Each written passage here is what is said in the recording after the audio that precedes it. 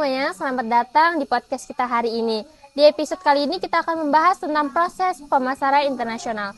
Bersama saya dan sudah ada narasumber kita yaitu Kak Kaisar yang akan membantu menjelaskan materi ini. Halo, selamat siang Kak Kaisar. Halo Kak Dinda. Sebelumnya boleh izin memperkenalkan diri dulu, dari mana? Siap, bisa Kak? Halo, perkenalkan nama saya Muhammad Kaisar Ali dari Universitas Malayati. Saya di sini berterima kasih kepada Kak Dinda telah mengundang saya. Saya sangat senang sekali ingin berbagi informasi hari ini. Langsung aja, sebenarnya apa sih yang dimaksud sama pemasaran internasional? Pemasaran internasional, Kak, itu adalah suatu kegiatan yang dilakukan di lintas negara untuk memenuhi kebutuhan konsumen global. Misalnya seperti menyesuaikan strategi produk, harga, promosi, serta distribusinya. Oke, jadi nggak cuma jualan ke luar negeri, tapi harus menyesuaikan strategi ya? Betul sekali, karena setiap negara itu berbeda, Kak.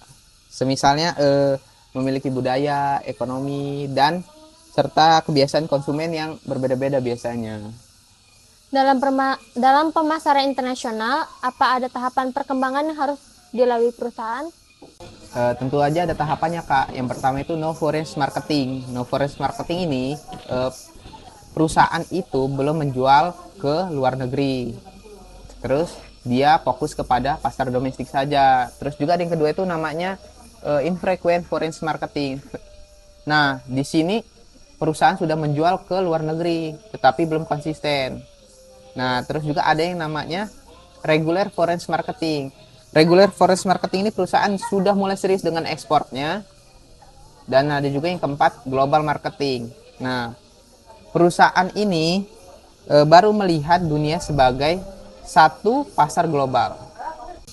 Berarti perusahaan itu nggak langsung go global ya, tapi ada tahapannya. Iya Kak, benar. Proses itu tidak instan. Terus, apa aja sih langkah strategi untuk masuk ke pasar internasional?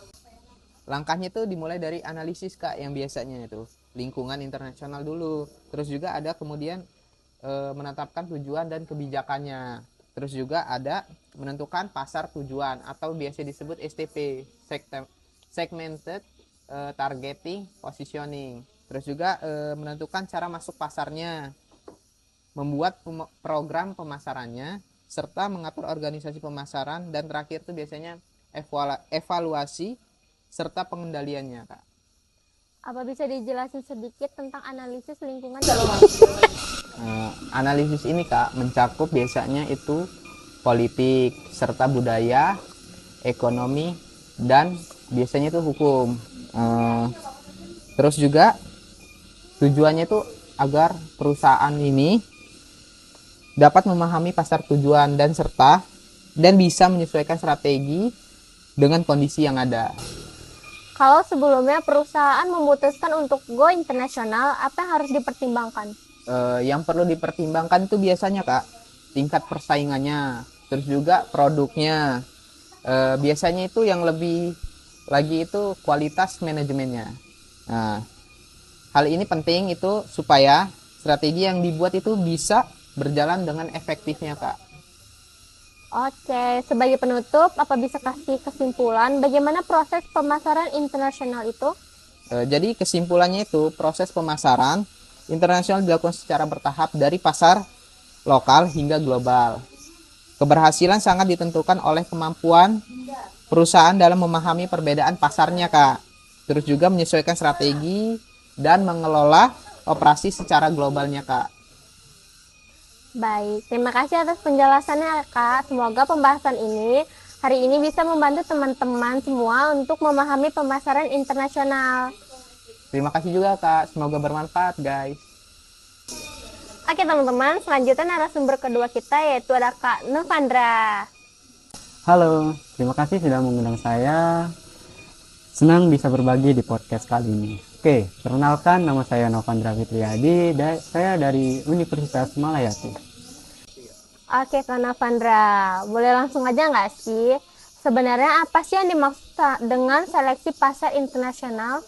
Oke, seleksi pasar internasional adalah proses yang dilakukan perusahaan untuk memilih negara mana yang paling potensial untuk dijadikan target pemasaran produk mereka. Nah, jadi perusahaan tidak langsung menjual ke semua negara, tetapi memilih dulu pasar yang paling sesuai. Kenapa perusahaan perlu melakukan proses seleksi pasar internasional? Karena setiap negara memiliki kondisi yang berbeda.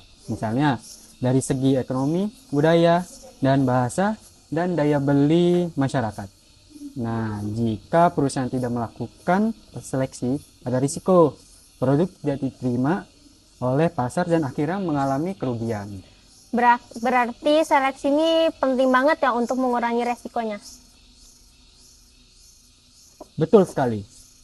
Selain mengurangi resiko, seleksi pasar juga membantu perusahaan menentukan strategi pemasaran yang tepat dan meningkatkan peluang keberhasilan di pasar luar negeri.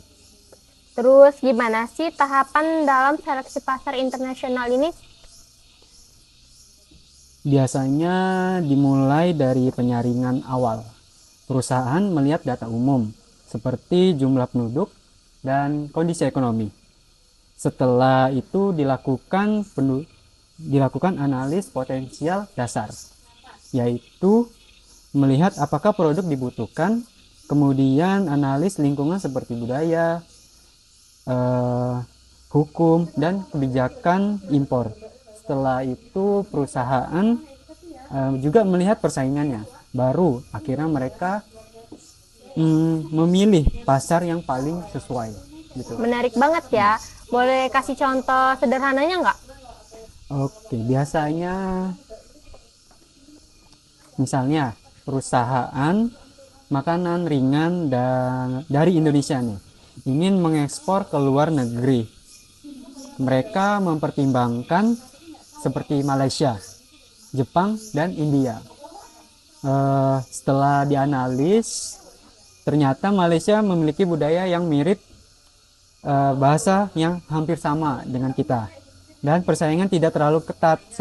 Akhirnya Malaysia dipilih sebagai pasar yang pertama gitu. Oh, jadi memang harus dipertimbangkan ya dari berbagai faktornya.